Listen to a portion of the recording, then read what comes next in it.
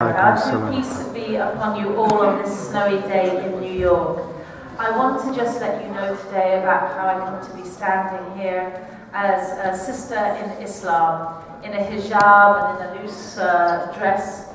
Because I tell you, 2.5 years ago, if I had come to this mosque and I'd seen myself standing here, I would have said something like, "What did they do to you?" Because I was never going to be Muslim.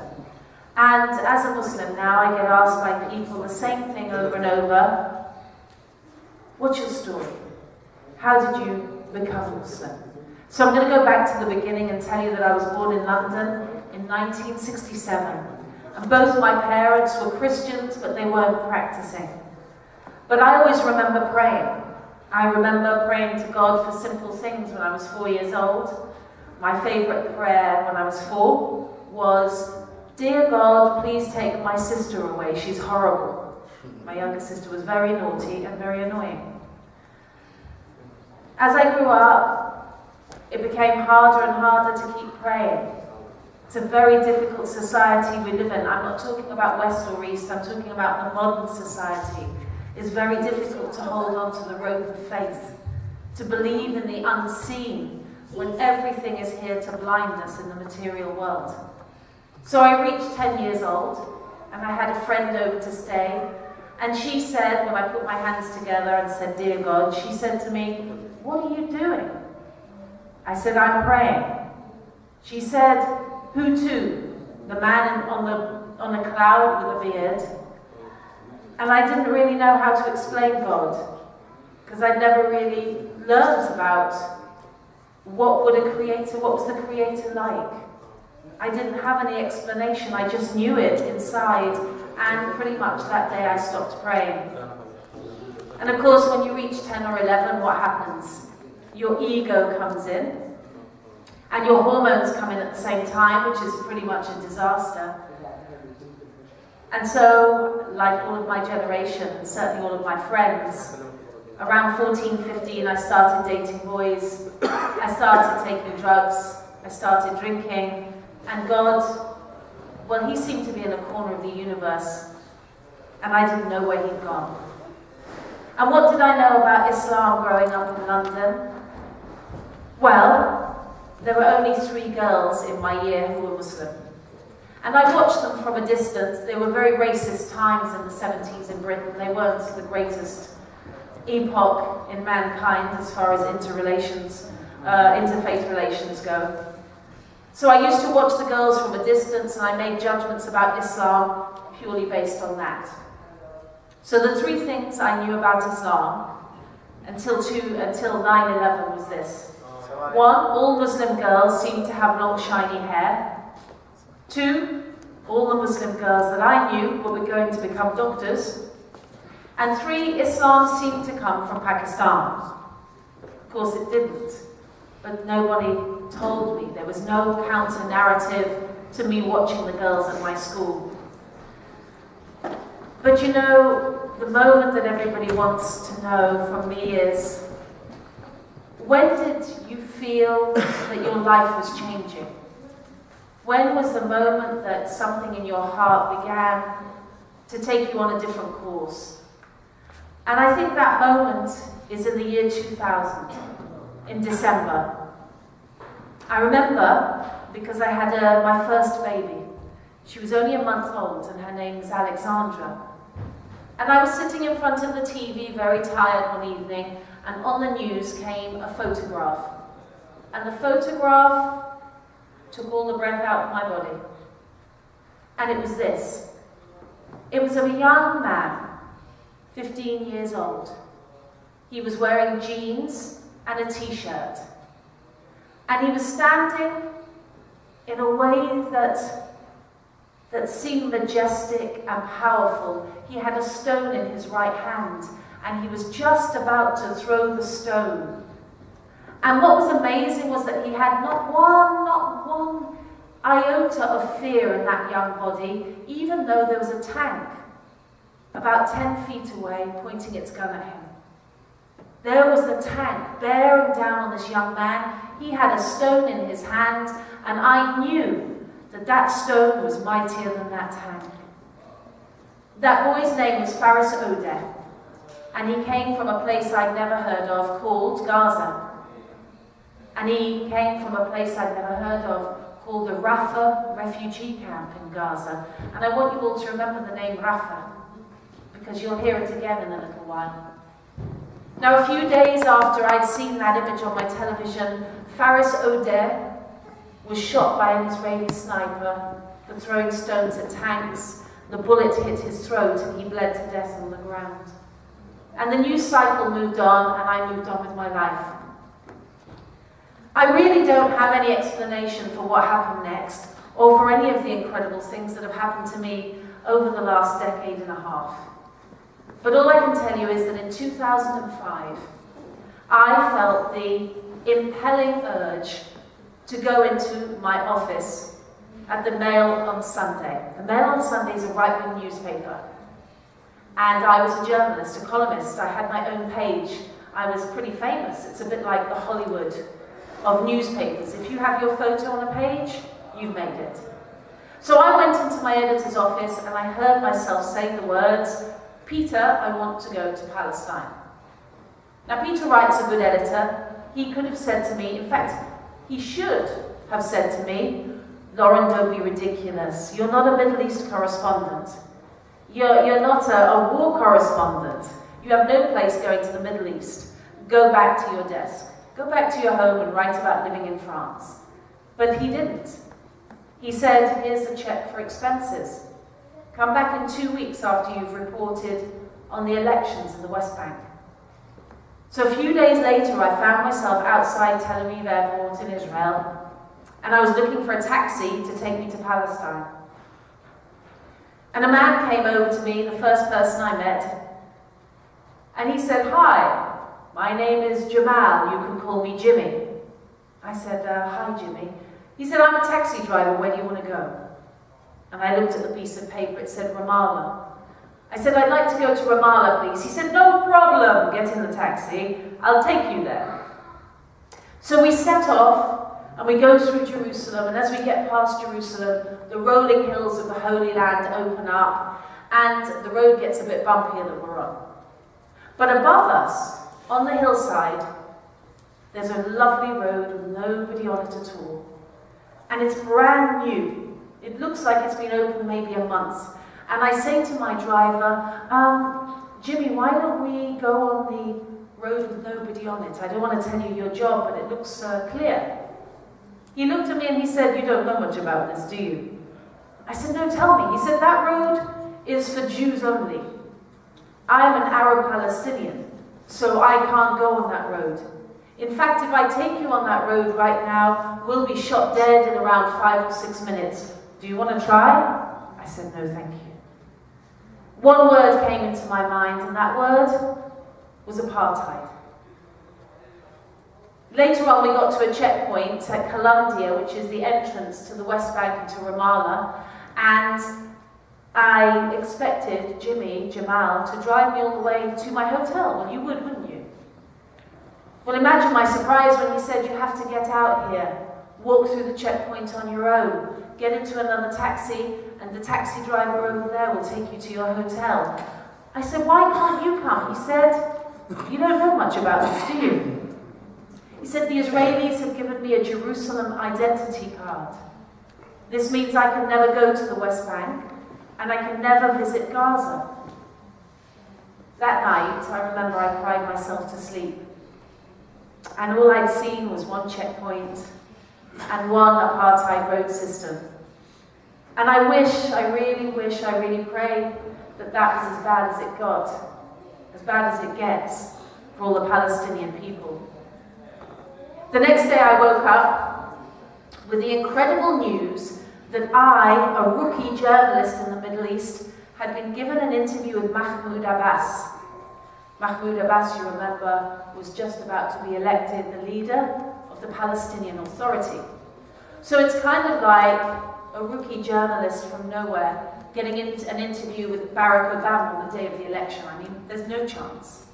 It's impossible. CNN wanted interviews, Fox didn't actually, but Sky News, all of the major international news wanted this interview, and I went in. Now, when you go and meet a world leader, you have to go through their security. You can't just walk up to the President of France and say, you know, ask him questions. So I had to be taken by the Palestinian leader's security to meet him. And his security were very, very tall Arab men. The man on my right was around 6'5". I'm tall. He was 6'5". The man on my left, he could have been a basketball player. He was 6'8". They both had guns. They put me into a metal elevator. And the metal elevator had a grid on it, and they shut the grid with a clang after another man had taken my phone and my handbag, and I was completely on my own. I remember the man on my right had a walkie-talkie, and it went, so he took it out. And he said something like this,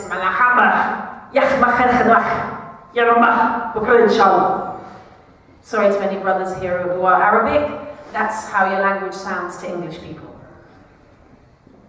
And I thought immediately that the subtitle would be, "We'll kill the white woman later." I realized that I was scared of Arabs. I had Arabophobia. Unbeknownst to me, all of the news that I'd watched, all of those articles about Palestinian terrorists and Muslim terrorists and wild West Bank craziness, they'd just been absorbed into me. And I thought that's what they want to do. Secretly, all of these men that I was meeting with beards, they all wanted to kill me. All the people with guns, of course they were against me. But you know what? There's a saying. A week in politics is a long time. But I have to tell you that 72 hours in Palestine, that's a lifetime. 3 days later, I traveled around on my own across Palestine. And I loved the people so much that I would have given my life for anybody that I met after just 3 days in Palestine. I'll give you an example. I didn't have a coat with me, and it was January and it was cold and wet, and I was walking around Manar, which is in Ramallah, and an old lady, one of those tiny old ladies, she came up and she grabbed my arm and she said, "Yalla, yalla, yalla." She pulled me along. She took me into her little house. And she saw that I had no coat, and she opened a cupboard and she took out a coat and she put it on me. And she saw I had no jumper, and so she opened a case and she put in some of her family's jumpers, and she closed the case and she wrote her number down. And she showed me to the door and she said the words, "Salam alaikum, peace be upon you." And suddenly I was back in the street thinking, did that really happen? Does that still exist in the 21st century? Can people be that good and that poor? Subhanallah. When God has a plan for you, you can go to the left or the right of that plan, but you will go in His direction. And Brother Khalil has mentioned, I was the woman who was not looking for Islam. I was a very happy sinner. I have a nice friend from my college days here who remembers me. I was a heavy drinker. I was someone who used profane language. I enjoyed my life in that way. That's how most people outside of faith, that's how they live their lives. I was no different. I wasn't a bad person, I was just a person struggling to get along in this world. But then in 2006, I went back to the West Bank and to Gaza, and I had a very difficult visit.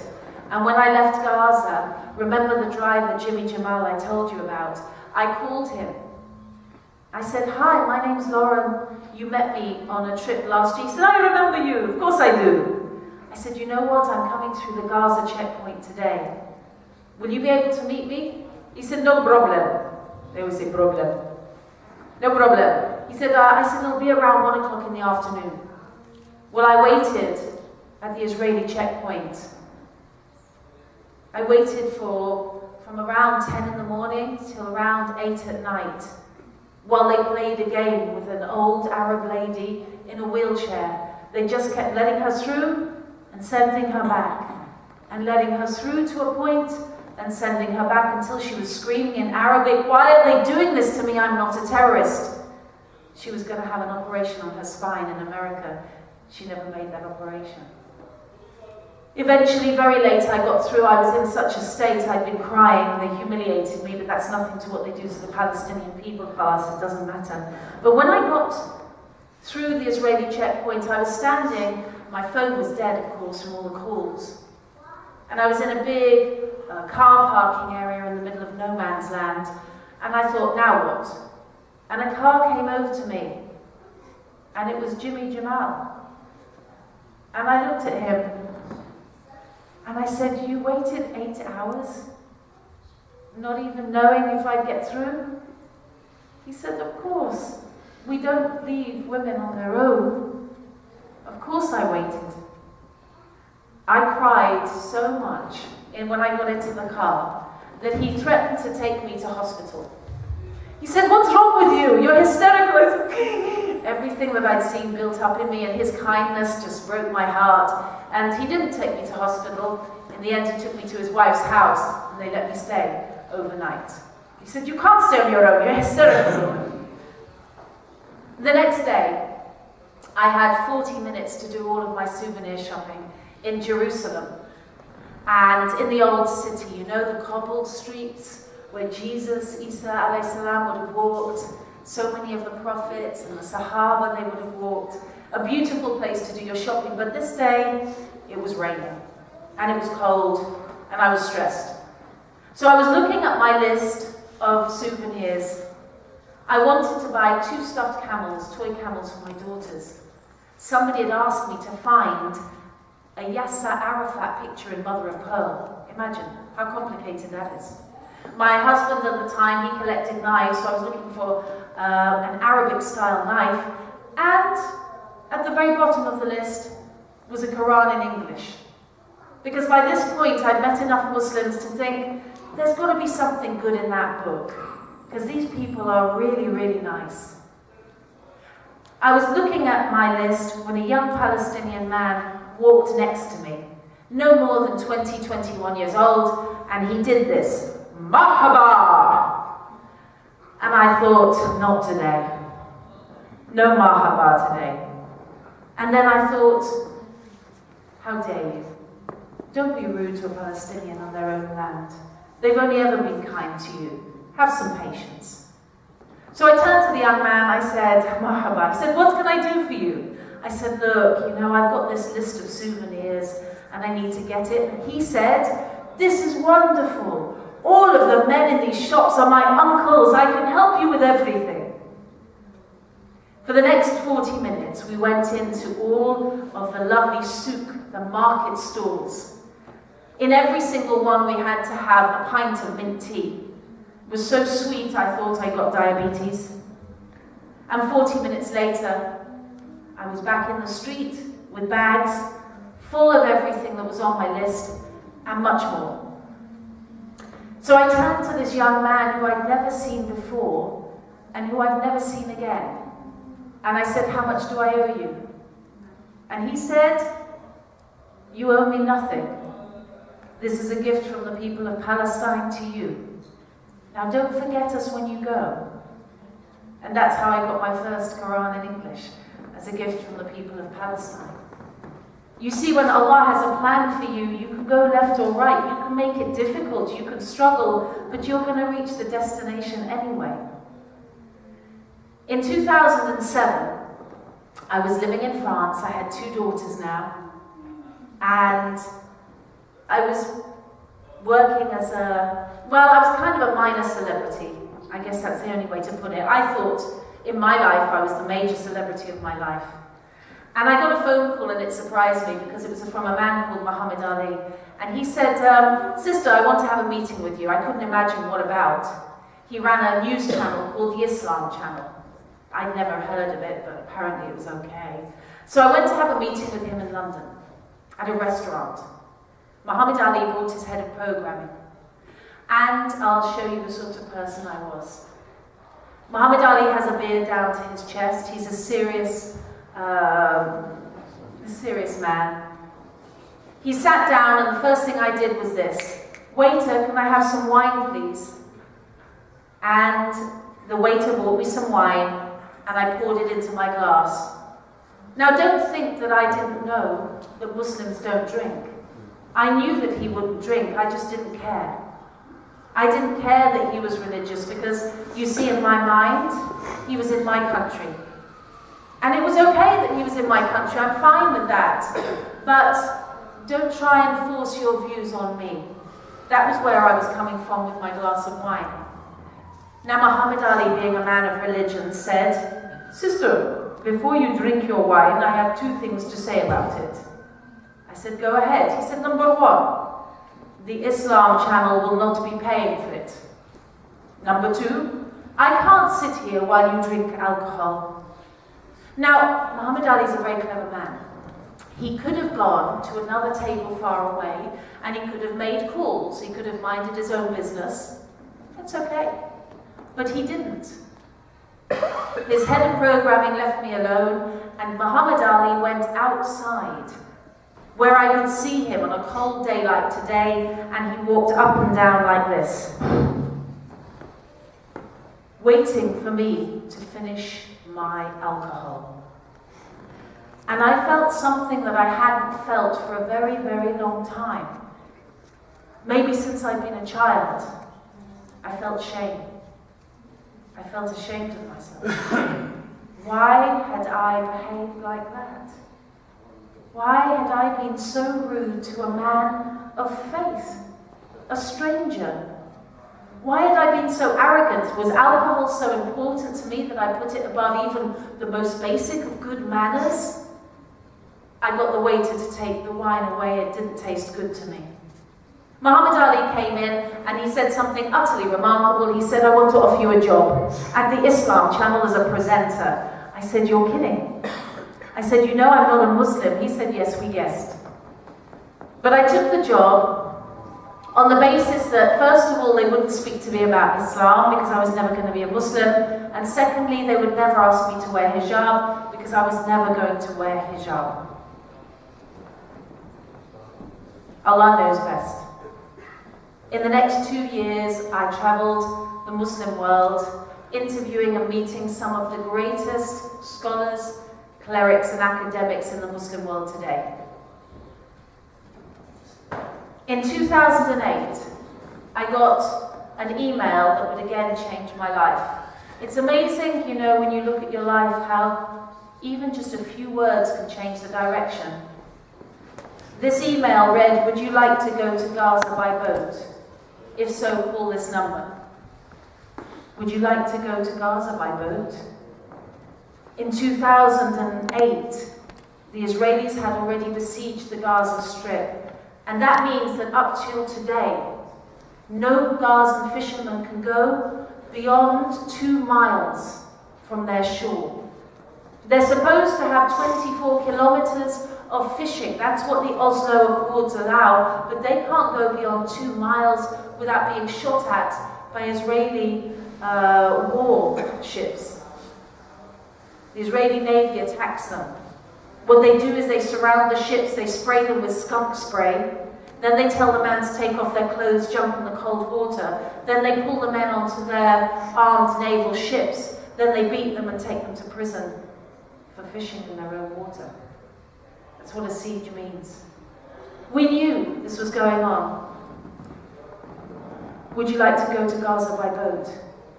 I remember I called the number and a voice on the other end said, "Hello, this is Osama." I thought, I'm not going to Gaza by boat with Osama. That would be a really bad idea. Alhamdulillah, it was a different Osama.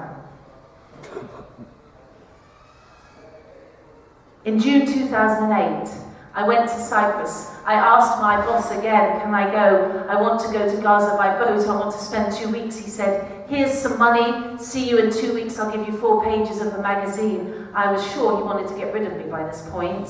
But I flew to Cyprus and I met 44 of the most incredible people in the world. None of them were Muslim. In fact, you could say that the largest group of those people were women in their 50s, 60s and 70s from America and Europe.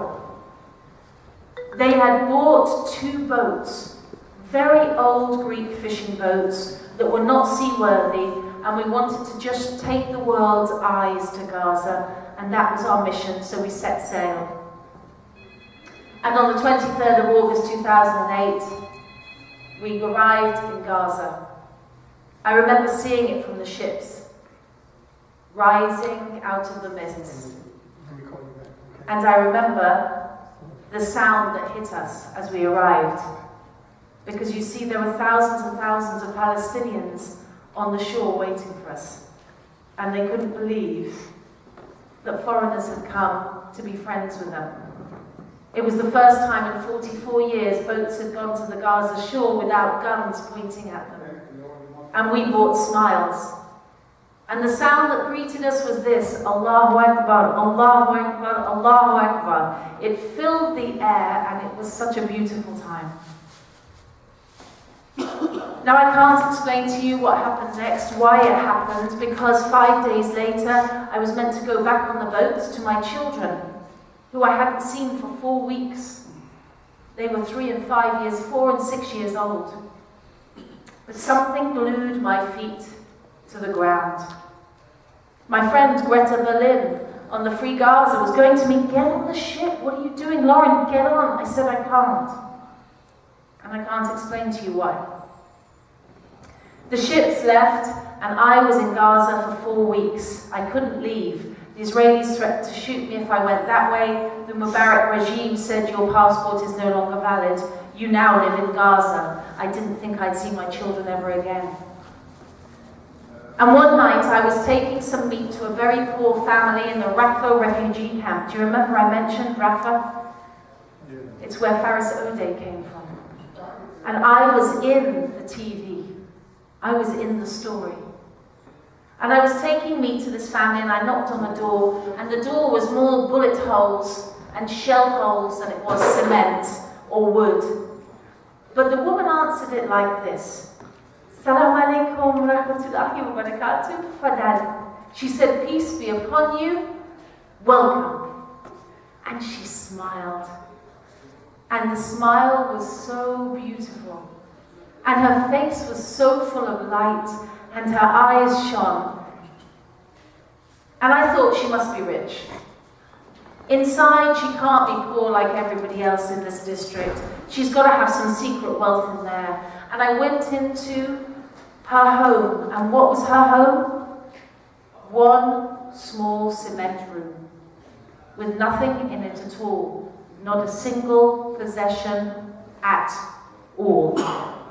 The only thing that woman had, that mother, that sister, that wife, was a rug on the floor and 6 or 7 mattresses that would be pulled down at night for all the aunts and uncles and parents and children all to sleep on the floor.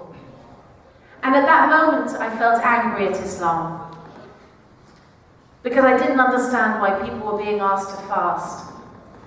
So I said to this sister, "Why do you fast in Ramadan? It makes no sense to me. You say you give up water for your God, but your water is always dirty anyway. You say you give up your food for 30 days for your God, but you're hungry all the year anyway. Why do you fast?" And I was angry and I was aggressive.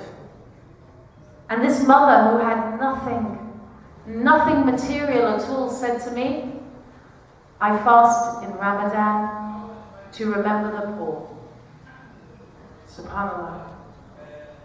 It was like a key went into my heart, and a thought came into my head: if this is Islam, I want to be Muslim.